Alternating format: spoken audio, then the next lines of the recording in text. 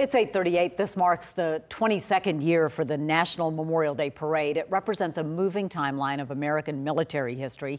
There will be reenactments with veterans from World War II to present day, active duty service members, and more than 40 marching bands from around the country. The president of the American Veterans Center hosts the parade and says the heart of that parade comes from everybody who comes out. Thousands of people in the crowds interacting and watching with the veterans in the parade, the families of the fallen. Just that communal reminder that we're part of something really special here in America, and having that opportunity to show our gratitude. The National Memorial Day Parade begins at 10 o'clock this morning. Let's take a live look at Arlington National Cemetery right now in Virginia. This is the tomb of the unknown soldier.